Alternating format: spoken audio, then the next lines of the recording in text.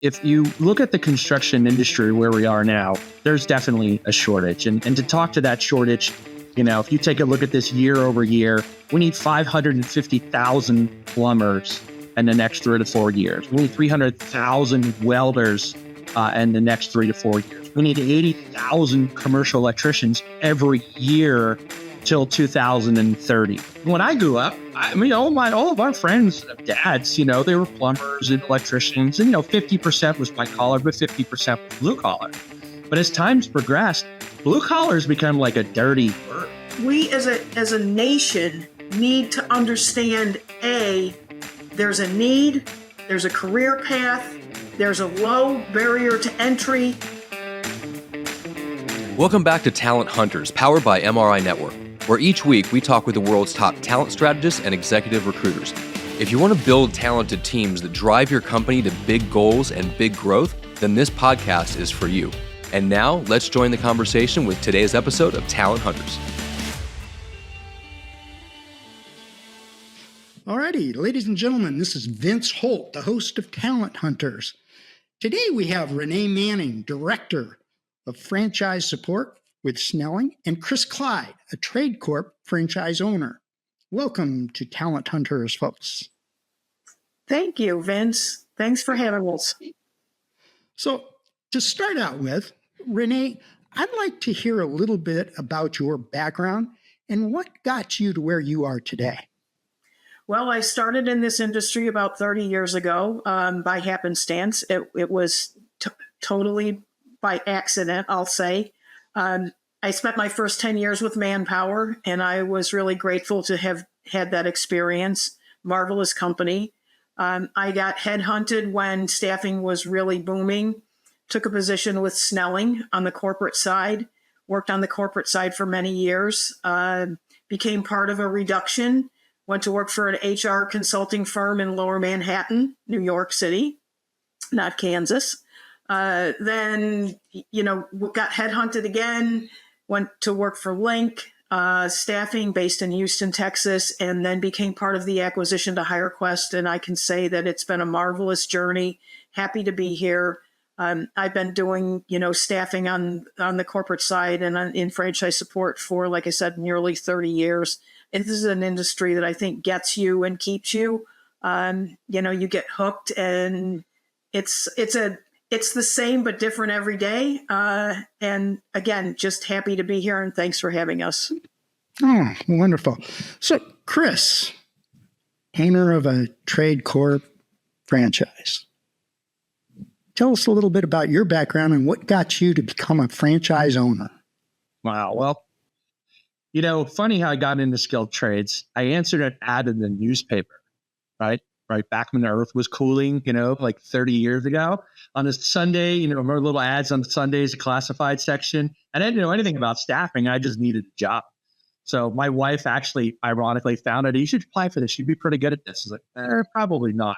Here we are 30 years later, right? And I've really spent most of my time in it. But I just started out in construction skilled trades, didn't even know what that was. And ironically, the company that hired me gave me a branch. And I put the furniture together and hung the pictures on the wall.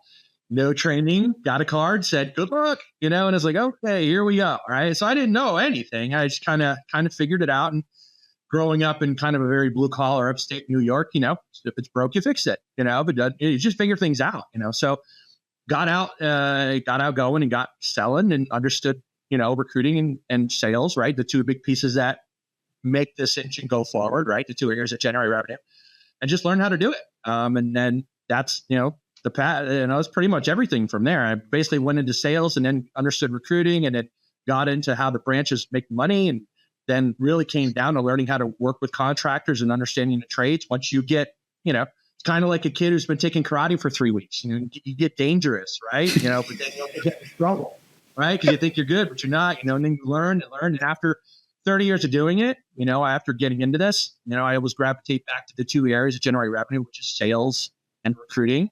And I just really focused on that throughout the years. And here we are, so.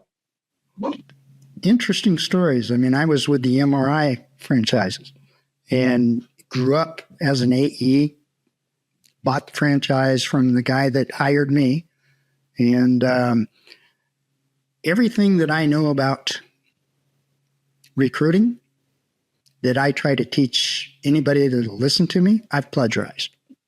Yeah. I was taught one way. It's the way I did it for nearly 40 years, and it's the best way I can imagine. So congratulations to both of you as far as how you got into this business and where you are.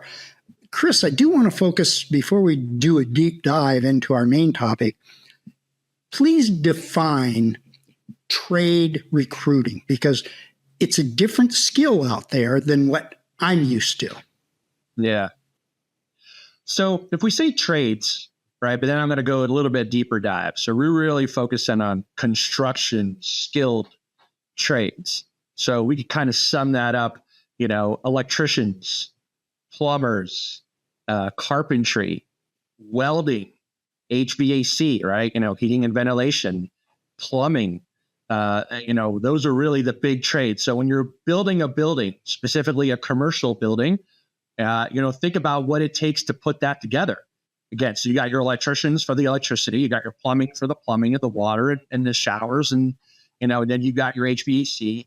But it's really specific to skilled trades, and then specifically to construction is how I like to define it. So, and each one of those trades is a specialization, right? Plumbers can't do electricity, electricians can't do plumbing, welders can't go do carpentry. So it's a very specific specialization, specific industries. There's commercial, residential, industrial, solar, low voltage. And then you have specific skill sets. Are you a helper, you're apprentice, or you're a journeyman, or you're a licensed journeyman, you're a master. So it's, there's a lot that goes into each specific trade. There's a lot to it. It's not as simple as it sounds. So. Oh, fascinated with that. And we could talk about that for hours. So over the next few minutes, what I'd like to ask you guys questions, but I'm not going to pinpoint it to either one of you specifically. I want you guys to take this and run with it. There's a skilled trades gap out there today.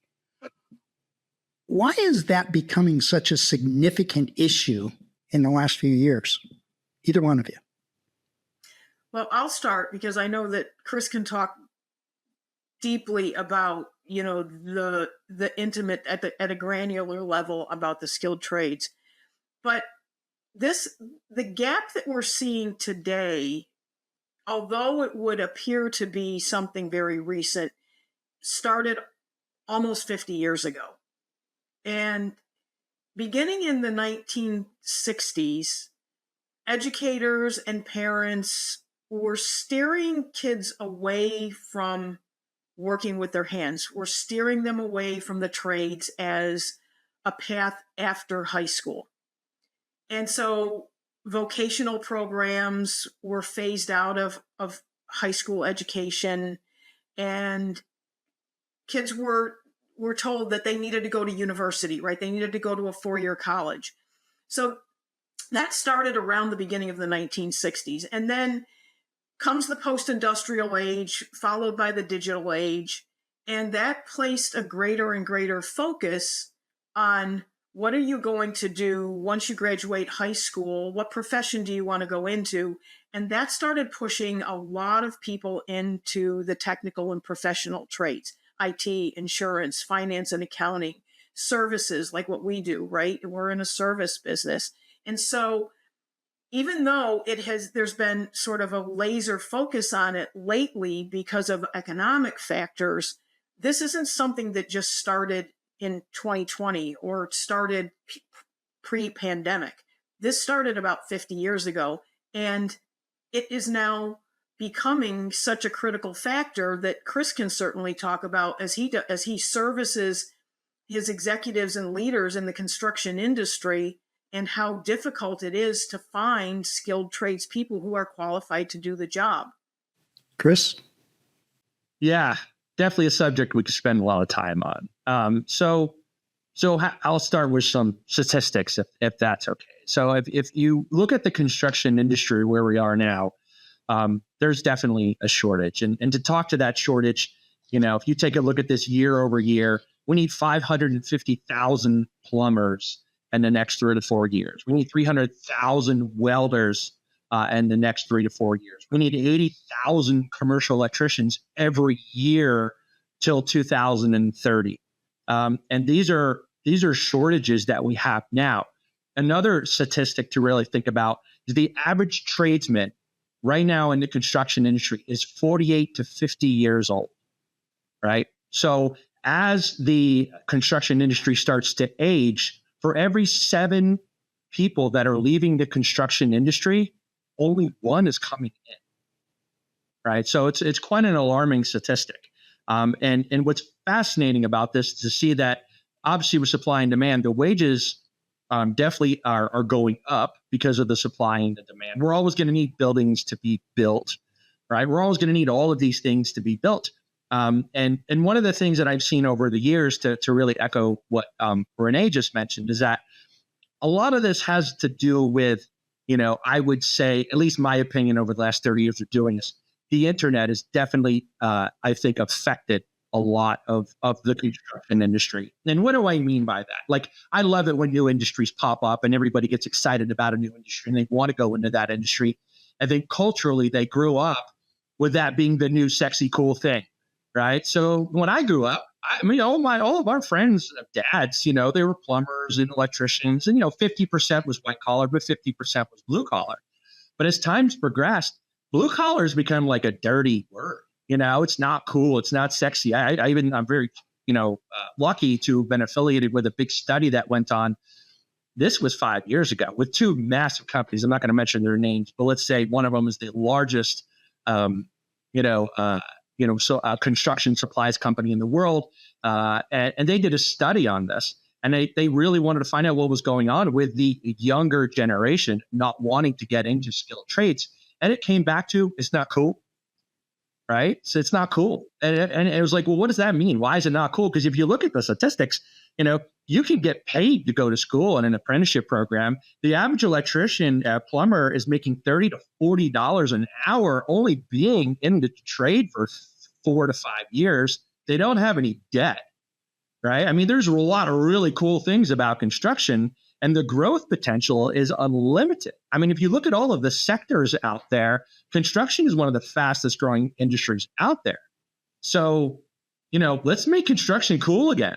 Seriously. I mean, there's a lot of things that are really, really promising in the construction industry. But again, you have an aging workforce, right? This is physical labor. It is labor intensive as you get older. I'm an old man, so my body doesn't work like it did when it was 27. That's for sure. But there's a lot of real positives with this and really just the perception of construction. I think the internet played a part in that, but I think the internet could change that. I've got a lot of people on my LinkedIn page that are in construction, the majority of them, and they make construction cool, and then one more thing I would jump in there too, is that you're seeing a lot of women go into construction now too. Only 3 to 4% of the construction industry is women. But boy, I'll tell you, one of the things I've learned over the years, women are way more detail oriented than I think most men are.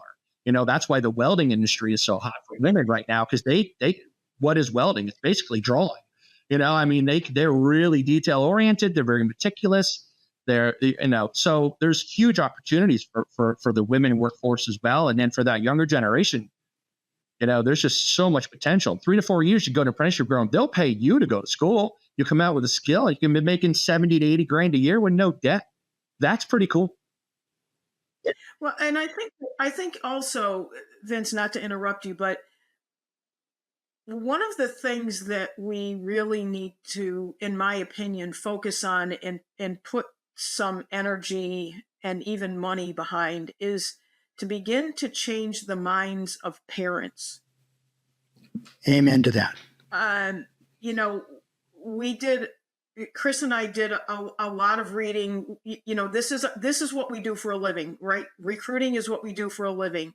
So when the opportunity to have a conversation about the skilled trades gap came up, we did a deeper dive, and I came across a study that was done by the McKinsey & Company, and they've published their results in an article that you can find online. It's called "Tradespeople Wanted: The Need for Critical Trade Skills in the U.S."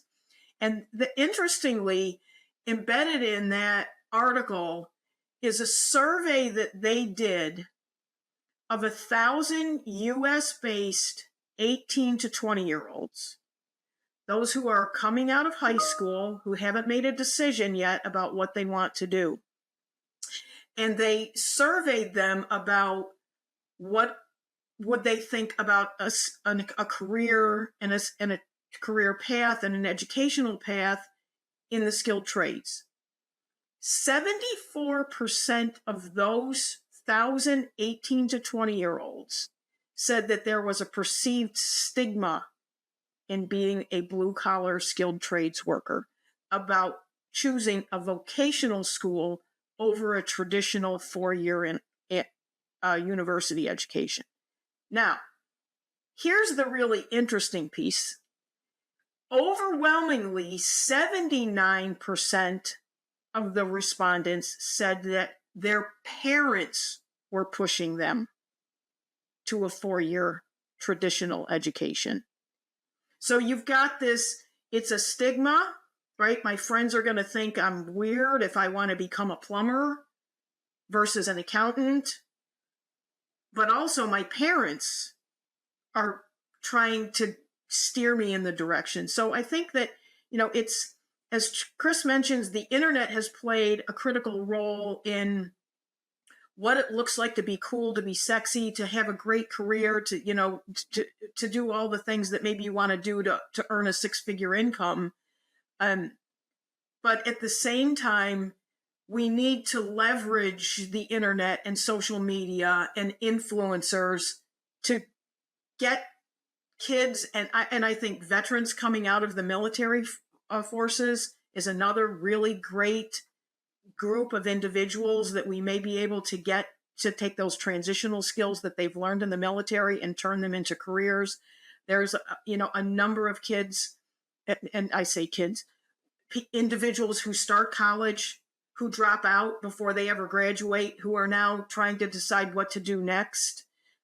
So there's those who are in careers that it's really not what I thought it was going to be, and now I need to change. So I think there's this whole segment of the population that if we can just get the message across to them, and technology is something that, Chris can talk about, which can really make the skilled trades and it's cool and sexy again, and an attraction factor. But I think we need, as a society, to just make this big push to enlighten people about what it would mean to be a plumber, to be an electrician, to be a finished carpenter, to be a framer, to be in, construction sites, get them ready, excavation, dig the ditches, all that stuff that some people just don't find really interesting anymore. Well, let me throw you out just a couple little things, because you both are hitting really close to my heart. I mean, really close to my heart. 55 years ago, my father told me, Vince, I'll pay you way through college if that's what you want to do. But I want you to understand something. College will simply open the door to success. Success will still come disguised as hard work. I never spent a day in college. I have a grandson that went to college and left college halfway through his freshman year. And he confided in me. He says, I never wanted to go to college. I wanted to go make a living. You said it, both of you said, it's been a parental push to get kids to get educated because they feel that's the path. And what society has done, in my opinion, is now we've taken the 18-year-old and we've kept them a child with coverages of everything and taking care of them until they're 25 years old. And now they're starting 6 years, 7 years behind when the three of us probably started our lives in the work world. They aren't required to work. So you guys are hitting really close to my heart, because it's true. Somehow we've got to educate the parents out there. Look, if the kids want to go to college, get them to college. If they don't want to go to college, they don't know what they want to do, allow them the chance to go out and work. Because that's the basis for the trades, I think. the grandson that quit, he is now working in a trade in a semiconductor company. And he's working with his hands. And you know what? He's so doggone proud of what he's doing right now and progressing in the company. It's phenomenal. So what's the magic or the first step in trying to change society's opinion of just forcing every child into college? Right. So, first of all, I have nothing against traditional universities or college. I want to make right. We're not saying there's anything wrong with it. I mean, that is definitely the natural path. I mean, I'm looking at a statistic right now, 73% of all kids that go to college are influenced by their parents. So if your parents went to Alabama and they want you to go to Alabama, it's more of a tradition than it is an education, right? It's more traditional and cultural than it is, okay, what's the thing to do? And then the other thing I would say, which I don't think too many people will disagree with me, who in the hell at 18 years old knows what you want to do for the rest of your life? I mean, people are changing every decade now, and they have to go back to school and get reskilled and relearn. And that should be what education, right? There's a difference between getting an education and going to school, right? There's a huge difference. It's like reading a book or studying a book. There's a big difference, right? So, boy, don't you really know kind of more about who you are and what you want to do later on in life, right? I mean, isn't that more, in terms of the better use of your money and your dollars? Like, I love digital marketing because recruiting is digital marketing. Do I love recruiting or do I love digital marketing? I don't know. I like them both.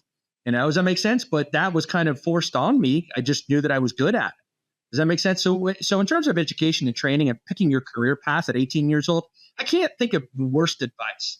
Do what you love and the rest will follow. No, that's not true. There's a lot of guitar players out there that are going to make a living. There's a lot of artists out there. That's called a hobby, right? When you don't make money at it, there's nothing wrong with a passion project. I mean, that fulfills you. There's nothing wrong with that. But man, if you're really good at something, you could produce a result pretty quickly with not a little effort. That's a talent. That's a skill. That's how you make your money, right? Things get easy for you because you're really good at something, So does school and all these other things teach you that? I think after a while they do, but in the beginning, it's about college is about, can I start something and can I finish it? Right? Can you start? Can you finish? Can you stick to a schedule? Can you stick to a routine? Can you get projects and complete them? I really think that's the huge benefit of it, just like high school and college. So, but diving into it, I think the thing is understanding is that the skilled trades, the construction industry, you can get into it, learn a skill, make a lot of money pretty quickly. And then later on, it's okay to go back. It's okay at, 25, 35, 45 to go, yeah, I kind of have more of a passion for this. I don't want to dive into that.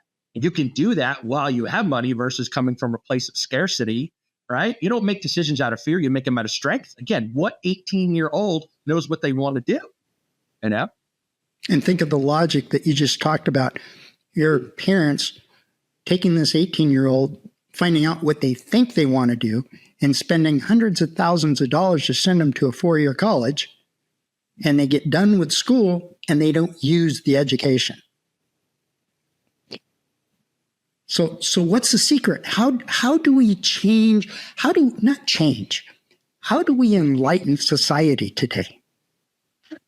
No, I think it takes, like most anything, we're going to have to engage multiple groups, right? Those who are trying to make a decision about what they want to do next, whether they're 18 or 30 or 50. I don't think age makes a difference. I think we also need leaders in the trades schools, those educational institutions and programs, to really put on a big push to promote and shed light on the benefits that can be delivered through a skilled trades education and career. I think we need high school guidance counselors and individuals who are discussing, future life options with these 16, 17, 18-year-olds. Not everybody is taking AP English and AP Calculus, right? Let's be realistic. We have a lot of individuals, kids who are in high school who just, they're great at something. They just don't know what they're great at yet. And I think, if we can take those people and open their eyes to the possibilities, because right now I think it's very closed that, well, if you don't go into the military or you don't go to college after school, you're going to sit in your parents' basement and play video games. I mean, and that may be an exaggeration, and certainly it sounds like it is. But, it's a grassroots effort on on the plates of many, many individuals. And those of us in this industry, right, in the recruiting industry, can say, hey, you know what? You're not really ready for this job, but what would you think about a career as an electrician? Or, let's maybe we can put you on a job as a helper so we can get you some insight into what it would be like to work on a construction site, what it would be like to work with a plumber. The other thing that I think we need to highlight is many individuals, and I know several myself. I didn't start in the staffing business. I started in the accounting business. I went to work for a CPA firm. And some of our clients who started out as plumbers or started out as electricians own some of the biggest plumbing construction companies in the region, right? They became entrepreneurs. They became business owners. They took their skill and they turned it into something bigger than them. And they gave a lot of other folks below them and beneath them and they gave them opportunities in the trades. So I think we have to just make a real concerted effort. Social media is a great place. Who's not on TikTok or Instagram or WhatsApp or whatever those things are? I'm no social media expert. Chris is a lot better at that than I am. I'm a Luddite when we're going there. But I just think, we as a nation need to understand, there's a need, there's a career path, there's a low barrier to entry. You don't come away with a $200,000 debt. Like Chris says, you can learn and get paid at the same time. So I just, I'm on my soapbox here, but I just think it takes us as a culture to change the mindset. Comments, Chris? Yeah. So definitely perception is everything, and when you asked that question, my brain took me to this very specific thing. And when you start talking about perception of something, I think you got to look at the vocabulary and the way it's perceived, right? Pretty simple stuff to understand. But when you say the word construction, there's maybe a negative stigma to it. But what if I change the words, right? Well, how do you feel about real estate, right? Real estate is just construction. How do you feel about those really tall buildings that all these major companies own downtown, wherever you live? That's construction, right? How about when you turn on the TV and you see, I was a really big fan of, I don't see it as much as I used to, but on, like Orange County Choppers, when they were building motorcycles, that's actually all welding, right? When you go look at these home improvement, how they got this house and they refurbed that house and then sold it for $100,000 profit, that's construction. All of these things are construction. It leads you to entrepreneurship. Leads you to how can I run a business and become my own person and make my own money and be my own boss. Well, there's so many ways to do that in the construction industry. But again, look at real estate. Look at, even the automotive industry. Look at all of these different industries that are working with your hands, understanding a skill, and that eventually can lead to, things that could change your life, but change generations of lives through skill, starting your own business, starting your own company, and then the wealth that you could amass from knowing something that very few people on the planet are willing to stick it out and know it. Because if you can get into one trade and stick in it for 20 or 30 years, you're going to have very little competition because nobody stays in it long enough, right? And you can just really change the perception of it. So, but when I heard you say that, I thought back to TV and social media. I thought back to, remember Orange County Choppers and how cool it was to build motorcycles, right? But that's welding, right? That's engineering, that's design. Those are perceived as cool, right? But that is the construction, that's the trades industry. So I think it always goes back to the perception of something. If my dad or my friend made a lot of money, my perception is we'll go into that trade because they make a lot of money, right? It just comes down to what the perception of it is. And what's more American than construction? to be honest with you, right? I mean, what's more American than building something with your hands? So, You know, we could go so deep into this because my wife and I talk a lot about when we grew up. As a boy, we went out and mowed lawns, washed cars, caddy at the golf course, because my parents, if I wanted something as a kid, 12 years old, 10 years old, 14 years old, whatever, I had to go earn the money to get it. Unfortunately, in today's society, parents seem to want to protect their kids from having to do that. And then when they get to the college stage or get out of college, they still don't know exactly what they want to do. And I'm talking in generalities here because there are kids that know exactly what they want to do the day they get out of high school. I have a daughter. She wanted to be in the clothing business. She spent 20 some odd years with Nordstrom's. And she grew up to be a senior buyer for Nordstrom's. They flew her all over the country. I mean, there are kids that are coming out of college that know exactly what they want to do, and God bless them. absolutely. And we need But them too. Yeah. We need those people. Absolutely. Right. But Yeah, if you're going to become a doctor, right? You're going to go become a doctor or a dentist. That's a 12 to 13 year journey. You know, you don't get to quit. You don't get to quit in the middle of that. But you've made up your mind.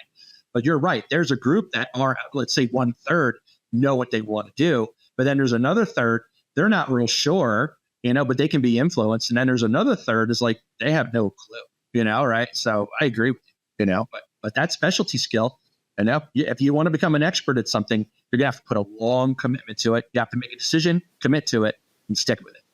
The 2,000-hour rule, right? Yeah. exactly. Yeah. Exactly. My wife and I moved from Western Washington a year ago to Eastern Washington. The amazing thing that we noticed immediately was immigrants have come to this country with one purpose: to work hard to achieve what they want to achieve. Some of them have been to college, some of them have not been to college, but they'll do whatever it takes to succeed in life. And it started with their parents. So, fascinating topic. The trades industry is fascinating. Now, HireQuest just came out with a white paper, and it addresses the issue of remote. It addresses the issue of hybrid working. And of course, it addresses the issue of demand, everybody come in. Now, in the construction industry, that's a different kettle of fish. But what are you seeing, Renee, in regards to people don't want to go into an office?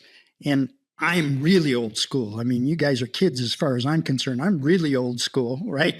That if you don't have 100% accountability, guess what? I got to go wash the dishes. Guess what? I got to go do this. Now, sales is one way because you got to be outside. There are jobs, construction, things like that.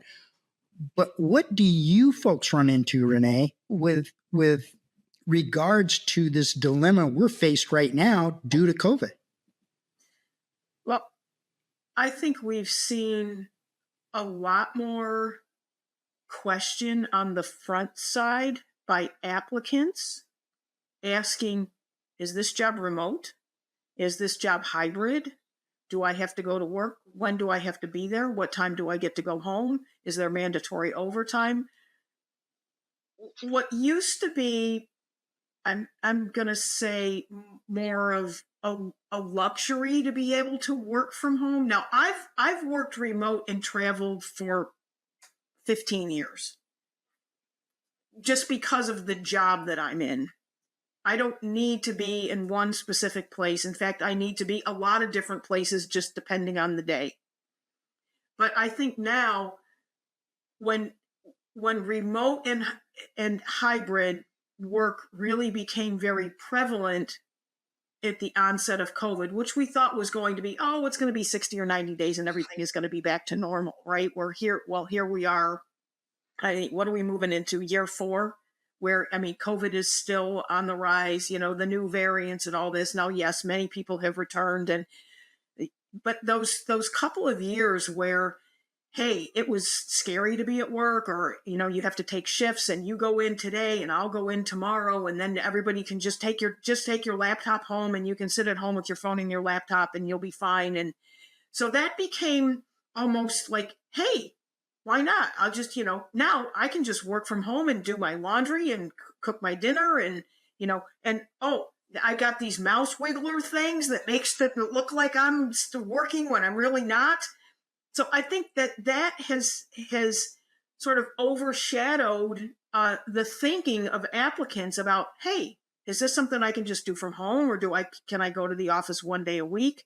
Well, we know in the skilled trades, and there's others. I mean, we're focusing here, as Chris mentioned in the very beginning, really on the skilled trades in the construction industry. But when you look at any job that needs to be done where you have to go to work, you want to go get a haircut? Unless you're going to pay somebody to come to your house, you're going to go to a barber shop.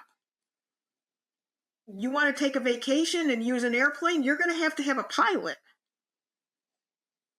Right? You're sick and you need to go to the urgent care, you're going to have to go to a doctor's office, right? There are many, many other professions that cannot be done remotely or even on a hybrid level.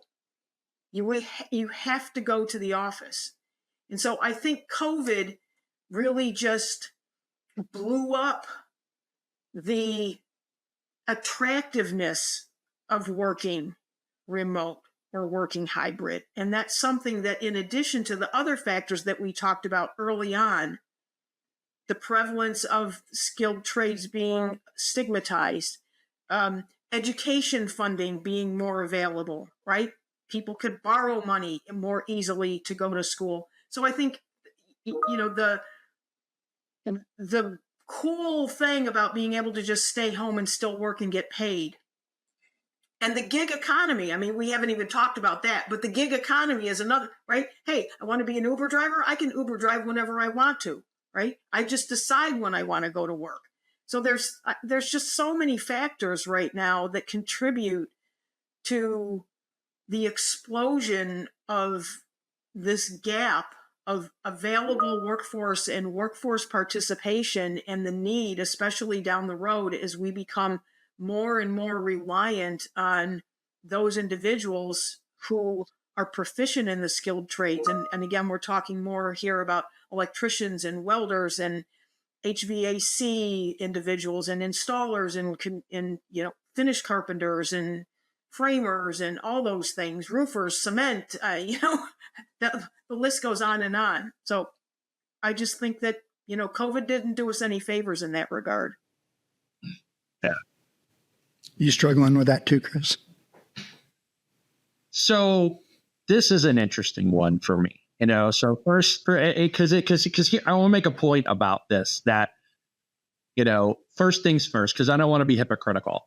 I worked from home for 10 years in my career, right? And I had a team who worked remote for a large period of time. Even the team that I have now, they are on a hybrid schedule. Where they work 3 or 4 days in the office, they could work one to 2 days, but it's scheduled from home. Because I'm a process systems person. I like schedule, I like routine, I like ritual.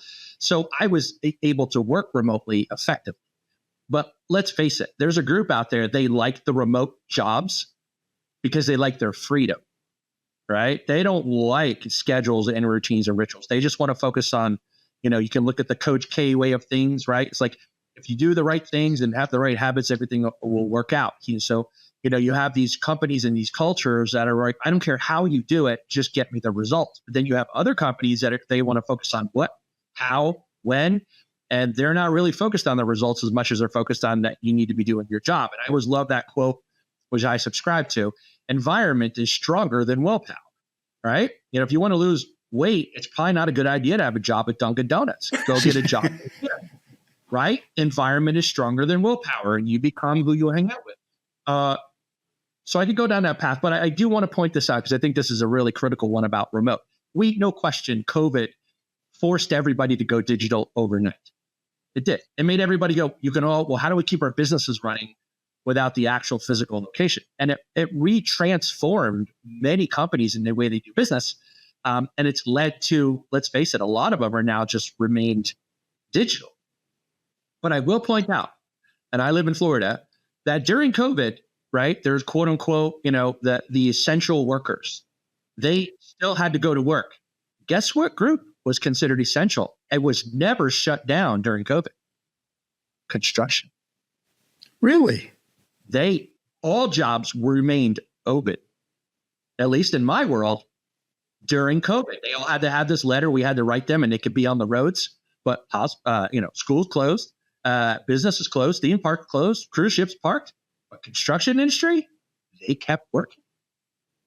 So who's really important here, right? Think about it. I mean, come on. They were allowed to go to work, but everybody else wasn't. Kind of ironic, isn't it? I like it. Yeah. So I think remote plays its role. If I really were to chunk it down into something really simple around remote, again, my own opinion, what's the culture of the company?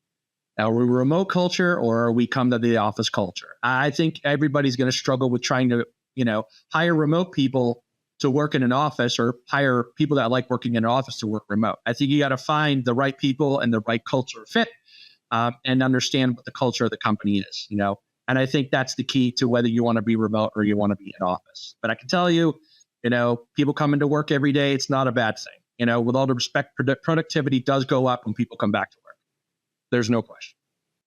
Well, and there are a number of studies out right now on those individuals who work 100% remote and how disconnected they feel from their communities, right? Because we spend 8, 10, 12 hours a day sometimes in our jobs, especially when if it's right there in front of you, you have a tendency to maybe work at 4:00 in the morning or at 8:00 at night or in the middle, whenever, right? It's always there. Oh, another email. Oh, another text message. And we've lost the connectedness with our colleagues.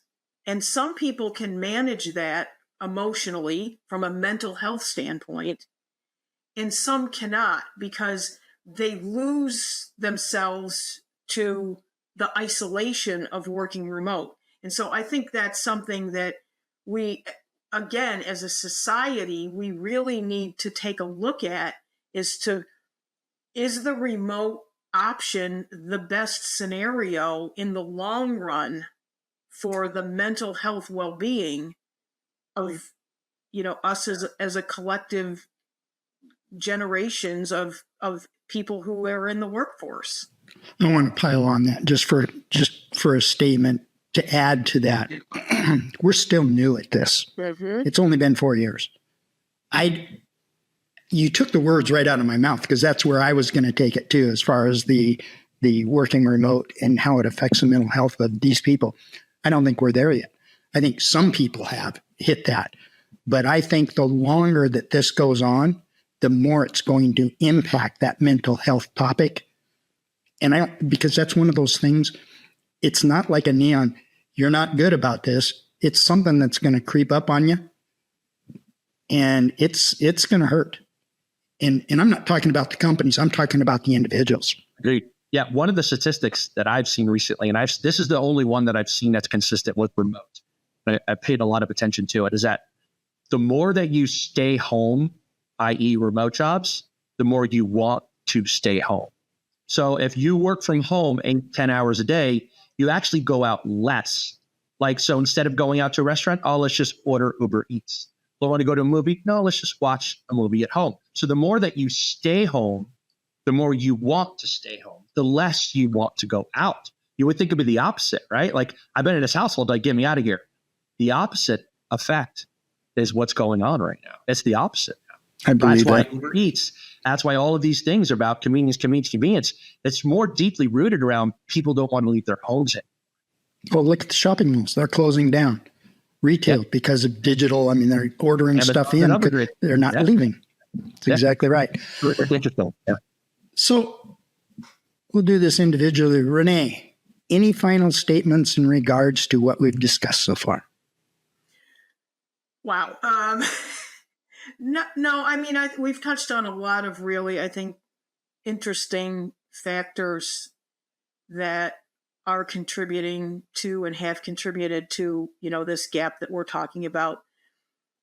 But I would say that my hope is that we can, as, again, a collective society, turn a corner on this conversation and engage all of those who can influence decisions of individuals who are looking to make their decision about a career or a career path or a job, if you want to call it that, whatever you want to call it, so that we can get this workforce that we need to continue to be an economic power in the world and, to give people a good living and a happy life. And I think that's where it all just settles in. We just need to put some emphasis on this. All leaders in all sectors. Well said. Chris, final comments? Yeah, again, construction is cool, everybody. It's very cool. You can make a lot of money at a very young age. You can get rid of have no debt. You're not forced into making life-altering decisions at 18 or 19 years old. Take your time. You don't have to go pile up a ton of debt and make, again, a 30-year commitment to something. Take a little bit of time to do it. And again, the trades is a great industry to get into. If you're reliable and you come to work every day and you get people to like you and you show up, do your job, you're going to find it's not that hard, and you're going to go, wow, I can look back 3, 4, 5 years from now. And you're like, I'm in a pretty good place right now as a person. And I've acquired a skill and acquired a trade. And I can now go out and make a living and support my family and support, whatever else it is I want to do and whatever direction I want to go in. So take a look at the trades industry. I really think you can try. It's pretty cool. Finger wagging. I love it. Hey, I want to thank you both very, very much for this interaction. I feel like I got educated in this, and there's a message here. I don't think this should be the last time we talk about this. I could see us having this conversation quarterly or at least twice a year or something like that. But I want to thank you both very much for taking the time out of your day to have this conversation. Yeah. Thanks, Vince. Appreciate your time. Opportunity. We appreciate it.